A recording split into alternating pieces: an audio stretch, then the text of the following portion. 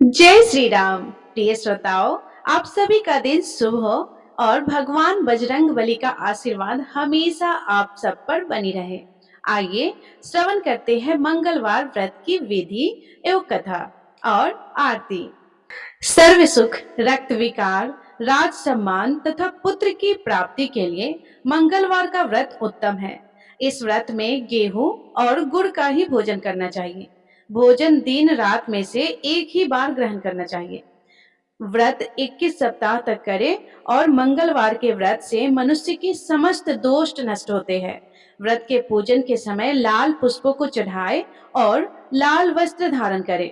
अंत में हनुमान जी की कथा सुननी चाहिए और आरती करके व्रत का समापन करना चाहिए। आइए अब सुनते हैं मंगलवार व्रत की कथा। एक ब्राह्मण दंपत्ति के कोई संतान ना हुई थी, जिसके कारण पति पत्नी दुखी थे। वह ब्राह्मण हनुमान जी की पूजा हेतु वन में चला गया। वह पूजा के साथ महावीर जी से एक पुत्र की कामना प्रकट किया करता था। घर पर उसकी पत्नी मंगलवार व्रत प्राप्ति के लिए किया करती थी। मंगलवार के दिन व्रत के अंत में भोजन बनाकर हनुमान जी को भोग लगाने के बाद ही स्वयं भोजन ग्रहण करती थी। एक बार कोई व्रत आ गया जिसके कारण ब्राह्मणी भोजन ना बना सकी। तब हनुमान जी का भोग भी नहीं लगा। वह अपने मन में ऐसा प्रण करके सो गई कि अब अगले मंगलवार को हनुमान जी को भोग लगाकर अन्न ग्रहण करूंगी। वह भूखी प्यासी 6 दिन तक पड़ी रही। मंगलवार के दिन तो उसे मूर्छा ही आ गया। तब हनुमान जी उसकी लगन और निष्ठा को देखकर प्रसन्न हो गए और उन्होंने उसे दर्शन दिए और कहा, मैं तुमसे अति प्रसन्न हूँ। मैं तुमको एक सुंदर बालक देता हूँ जो तेरी बहुत सेवा करेगा। हनुमान जी मंगलवार को बाल रूप में उसको दर्शन देकर अंतर्ध्यान हो गए। सुंदर बालक पाकर ब्राह्मणी अति प्रसन्न हुई। ब्राह्मणी ने बालक का नाम मंगल रखा। कुछ समय पश्चात ब्राह्मण वन से लौटकर आया। प्रसन्नचित सुंदर बालक घर में क्रीड़ा करते देखकर वह ब्राह्मण पत्नी से बोला कि यह बालक कौन है। पत्नी ने कहा, मंगलवार के व्रत से प्रसन्न होकर हनुमान जी ने दर्शन दिए और मुझे यह बालक दिया है। पत्नी की बात छल से भरी जानकर उसने सोचा, यह उल्टा विचार अपनी कुलुस छुपाने के लिए बात बना रही है। एक दिन उसका पति कुएं पर पानी भरने चला तो पत्नी ने कहा कि मंगल को भी साथ ले जाओ। वह मंगल को साथ ले चला और उसको कुएं में डालकर वापस पानी भरकर घर आया तो पत्नी ने पूछा कि मंगल कहाँ है। तभी मंगल मुस्कुराता हुआ घर आ गया। उसको देख ब्राह्मण आश्चर्यचकित रह गया। रात्रि में उसके स्वप्न में हनुमान जी ने कहा, यह बालक मैंने दिया है, तुम पत्नी को उल्टा क्यों कहते हो। पति यह जानकर हर्षित हुआ। फिर पति पत्नी मंगलवार का व्रत रखकर अपना जीवन आनंद पूर्वक व्यतीत करने लगे। जो मनुष्य मंगलवार व्रत कथा को पढ़ता या सुनता है और नियम से व्रत रखता है, हनुमान जी की कृपा से सब कष्ट दूर होकर के सर्व सुख प्राप्त होता है। तो मेरे प्रिय श्रोताओं, प्रेम से बोलिए पवन पुत्र हनुमान की जय। आइए अब मंगलवार व्रत की दूसरी कथा का श्रवण करते हैं। एक नगर में एक वृद्धा रहती थी। उसका एक ही पुत्र था। उस वृद्धा की हनुमान जी पर बहुत गहरी आस्था थी। वह हर मंगलवार का व्रत रखती थी और हनुमान जी की पूजा आराधना करती थी। एक बार हनुमान जी ने अपनी भक्तिनी उस वृद्ध महिला की श्रद्धा का परीक्षण करने का विचार किया। हनुमान जी साधु का वेश धारण कर वृद्धा के घर गए और पुकारने लगे कि है कोई हनुमान भक्त जो हमारी इच्छा पूर्ण करे। तब आवाज उस वृद्धा के कान में पड़ी। पुकार सुनकर वृद्धा जल्दी से बाहर आई और साधु को प्रणाम कर बोली, आज्ञा महाराज। हनुमान वेशधारी साधु बोले, मैं भूखा हूँ, भोजन करूंगा, तुम थोड़ी सी जमीन लीप दो। वृद्धा दुविधा में पड़ गई। अंततः हाथ जोड़कर बोली, महाराज, लीपने और मिट्टी खोदने के अतिरिक्त आप कोई दूसरी आज्ञा दे, मैं अवश्य पूर्ण करूंगी। साधु ने 3 बार प्रतिज्ञा कराने के बाद कहा, तू अपने बेटे को बुला, मैं उसकी पीठ पर आग जलाकर भोजन बनाऊंगा। यह सुनकर वृद्धा घबरा गई, परंतु वह प्रतिज्ञाबद्ध थी। उसने अपने पुत्र को बुलाकर साधु को सौंप दिया। साधु वेशधारी हनुमान जी ने वृद्धा के हाथों से ही उसके पुत्र को पेट के बल लेटाया और उसकी पीठ पर आग लगवा दी। आग जलाकर दुखी मन से वृद्धा अपने घर में चली गई। इधर भोजन बनाकर साधु ने वृद्धा को बुलाकर कहा कि उनका भोजन बन गया है, तुम अपने पुत्र को पुकारो ताकि वह भी आकर भोग भोग लगा ले। इस पर वृद्धा बोली, उसका नाम लेकर मुझे और कष्ट ना दे प्रभु। लेकिन जब साधु महाराज नहीं माने तो वृद्धा ने अपने पुत्र को आवाज लगाई। वह अपनी माँ के पास आ गया और अपने पुत्र को जीवित देखकर वृद्धा को बहुत आश्चर्य हुआ। वह साधु के चरणों में गिर पड़ी। तब हनुमान जी अपने वास्तविक रूप में प्रकट हुए और वृद्धा को भक्ति का आशीर्वाद दिया। तो प्रेम से बोलिए शंकर भगवान की जय, बजरंगबली महाराज की जय। आइए सुनते हैं मंगलवार व्रत की पौराणिक कथा। एक बार नैमिषारण्य तीर्थ में 80,000 मुनि एकत्र होकर पुराणों की ज्ञाता श्री सूत जी से पूछने लगे, हे महामुनि, आपने हमें अनेक पुराणों की कथा सुनाई है। अब कृपा करके हमें ऐसा व्रत और कथा बताएं जिसके करने से संतान की प्राप्ति हो तथा मनुष्यों को रोग, शोक, अग्नि, सर्व सुख आदि का भय दूर हो, क्योंकि कलयुग में सभी जीवों की आयु बहुत कम है। फिर इस पर उन्हें रोग चिंता के कष्ट लगे रहेंगे, तो फिर वह श्री हरि चरणों में अपना ध्यान कैसे लगा सकते हैं। श्री सूत जी बोले, हे मुनियों, आपने लोक कल्याण के लिए बहुत ही उत्तम बात पूछी है। एक बार युधिष्ठिर ने भगवान श्री कृष्ण से लोक कल्याण के लिए यही प्रश्न किया था। भगवान श्री कृष्ण और युधिष्ठिर का संवाद तुम्हारे सामने कहता हूँ, ध्यान पूर्वक सुनो। एक समय पांडवों की सभा में श्री कृष्ण जी बैठे हुए थे। तब युधिष्ठिर ने भगवान श्री कृष्ण से प्रश्न किया, हे प्रभु नंदन, नंद गोविंद, आपने मेरे लिए अनेकों कथाएं सुनाई है।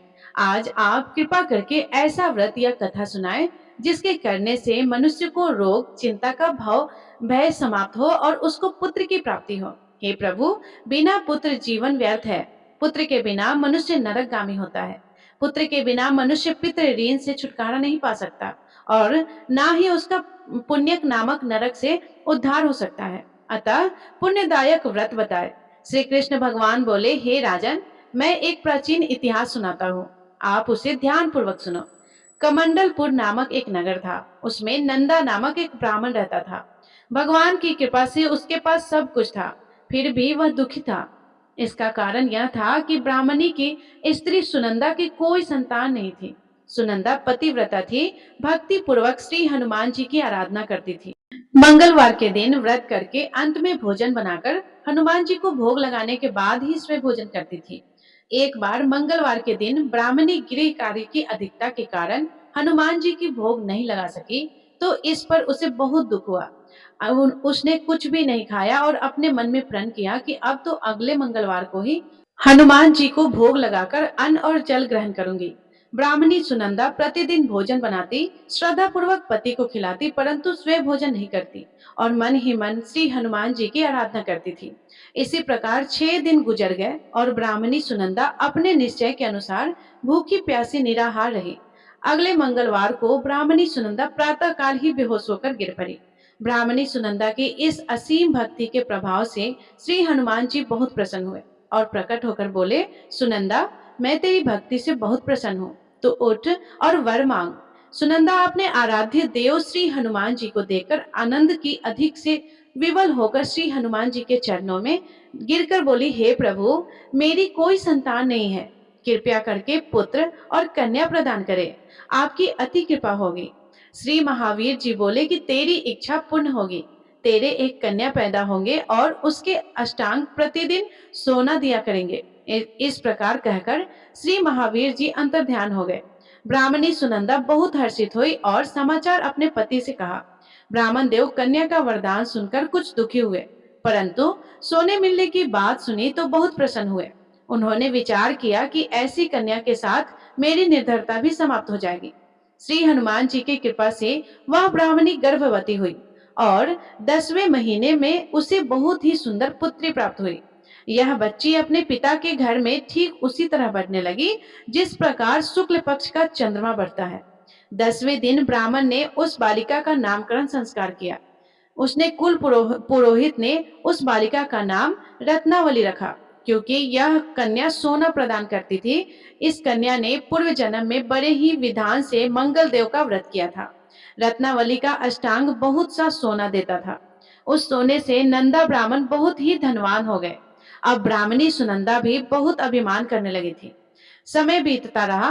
अब रत्नावली 10 वर्षों की हो चुकी थी। एक दिन जब नंदा ब्राह्मण प्रसन्नचित था। तब सुनंदा ने अपने पति से कहा, मेरी पुत्री रत्नावली विवाह के योग्य हो गई है, इसलिए आप कोई सुंदर और योग्य वर देखकर विवाह कर दें। यह सुनकर ब्राह्मण बोला, अभी तो रत्नावली बहुत छोटी है। तब ब्राह्मणी बोली कि शास्त्रों की आज्ञा है कि कन्या 8वें वर्ष में गौरी, 9 वर्ष में रोहिणी, 10 वर्ष में कन्या के पश्चात राजस्वाला हो जाती है। गौरी के दान से पाताल लोक की प्राप्ति होती है, रोहिणी के दान से बैकुंठ लोक की प्राप्ति होती है, कन्या के दान से इंद्रलोक में सुखों की प्राप्ति होती है। अगर हे पतिदेव रजस्वला का दान किया जाता है तो घोर नरक की प्राप्ति होती है। इस पर ब्राह्मण बोला, अभी तो रत्नावली मात्र 10 वर्ष की ही हो गई है और मैंने तो 16 साल की कन्याओं के विवाह कराए हैं, अभी जल्दी ही क्या है। तब ब्राह्मणी सुनंदा बोली कि आपको तो लोभ अधिक हो गया है। शास्त्रों में कहा गया है कि माता पिता और बड़ा भाई राजस्वाला कन्या को देखते हैं तो वह अवश्य ही नरकगामी होते हैं। तब ब्राह्मण बोला, अच्छी बात है, कल मैं अवश्य ही योग्य वर की तलाश में अपना दूत भेजूंगा। दूसरे दिन ब्राह्मण ने अपने दूत को बुलाया और आज्ञा दी कि जैसी सुंदर मेरी कन्या है वैसा ही वर उसके लिए तलाश करो। दूत अपने स्वामी की आज्ञा पाकर निकल पड़ा। पंप नगरी में उसने एक सुंदर लड़के को देखा। यह बालक एक ब्राह्मण परिवार का बहुत गुणवान पुत्र था। इसका नाम सोमेश्वर था। दूत ने इस सुंदर और गुणवान ब्राह्मण पुत्र के बारे में अपने स्वामी को पूर्ण विवरण दिया। ब्राह्मण नंदा को भी सोमेश्वर अच्छा लगा और फिर एक शुभ मुहूर्त में विधि पूर्वक कन्यादान करके ब्राह्मण संतुष्ट हुए। परंतु ब्राह्मण के मन में तो लोभ समाया हुआ था। उसने कन्यादान तो कर दिया पर बहुत ही खिन्न था। उसने विचार किया कि रत्नावली तो अब चली जाएगी और मुझे इससे जो सोना मिलता था अब वह मिलेगा नहीं। मेरे पास जो धन था कुछ तो इसके विवाह के खर्च में हो गए हैं और जो शेष बचा है वह भी कुछ दिनों के बाद समाप्त हो जाएगा। मैंने तो इसका विवाह करके बहुत बड़ी भूल कर दी है। अब कोई ऐसा उपाय हो कि रत्नावली मेरे घर में ही बनी रहे, अपनी ससुराल ना जाए। लोभ रूपी राक्षस ब्राह्मण के मस्तिष्क पर छाता जा रहा था। रात भर अपनी सैया पर बेचैनी की करवटें बदलते बदलते उसने एक बहुत ही क्रूर निर्णय लिया। उसने विचार किया कि जब रत्नावली को उसका पति सोमेश्वर अपने घर लिए जाएगा तो वह मार्ग में छिपकर सोमेश्वर का वध कर देगा और अपनी लड़की को अपने घर ले आएगा, जिससे नियमित रूप से उसे सोना भी मिल जाएगा और समाज में का कोई मनुष्य उसे दोष भी नहीं देगा। अब जब अगले दिन सुबह हुई तो नंदा और सुनंदा अपने अपनी जमाई तथा लड़की को बहुत सारा धन देकर विदा किया।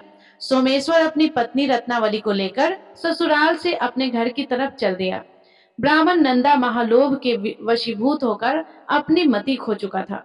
पाप पुण्य का उसे विचार नहीं था। अपने भयानक और क्रूर निर्णय को कार्य रूप देने के लिए उसने अपने दूत को मार्ग में अपने जमाई का वध कराने के लिए भेज दिया, ताकि रत्नावली से प्राप्त होने वाला सोना उसे हमेशा मिलता रहे और वह कभी निर्धन ना हो।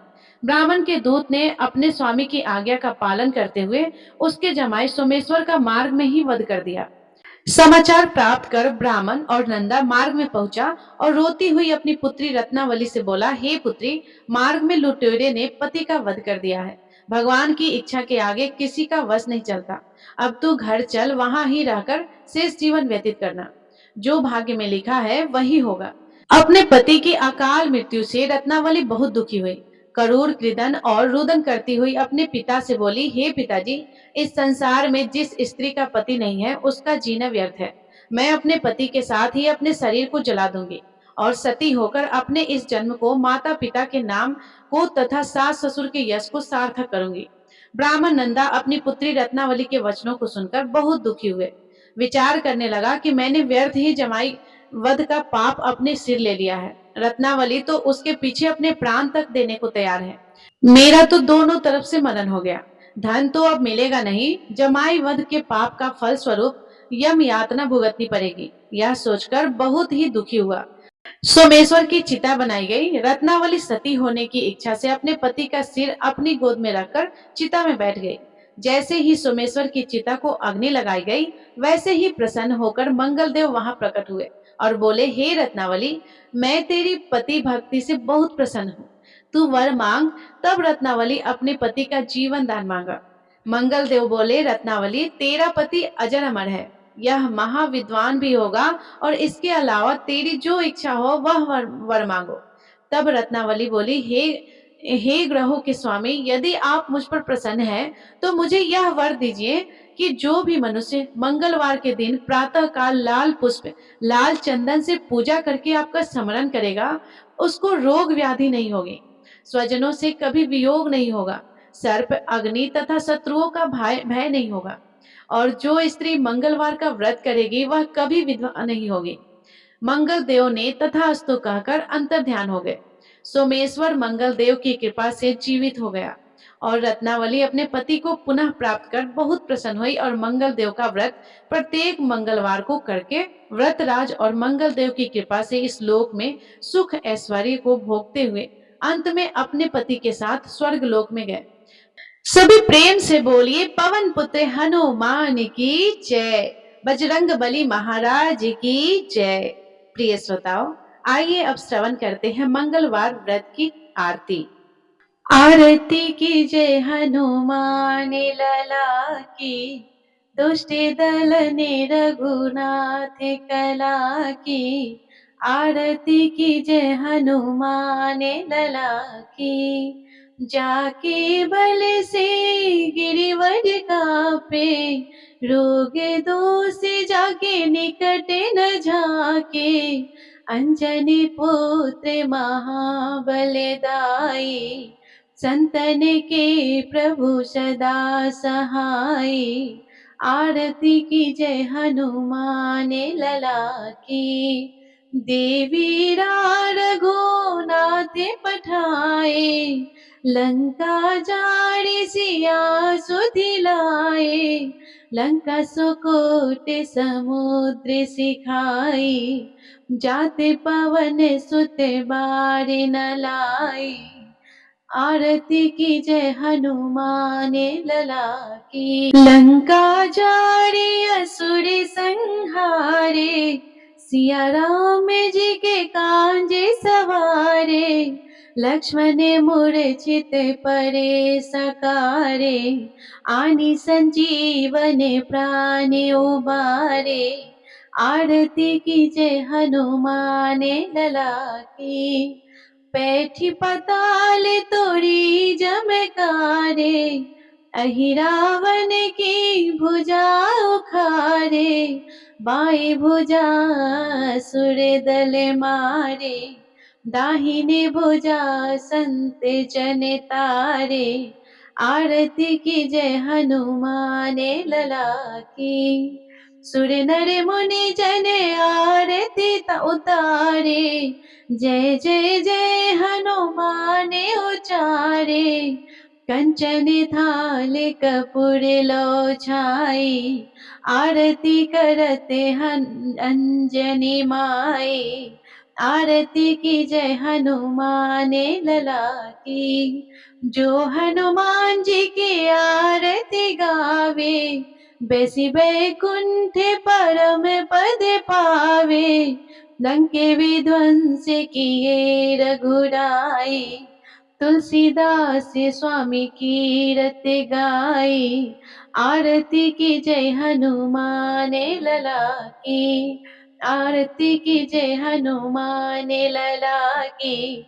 दुष्ट दलन रघुनाथ कला की, आरती की जय हनुमान लला की।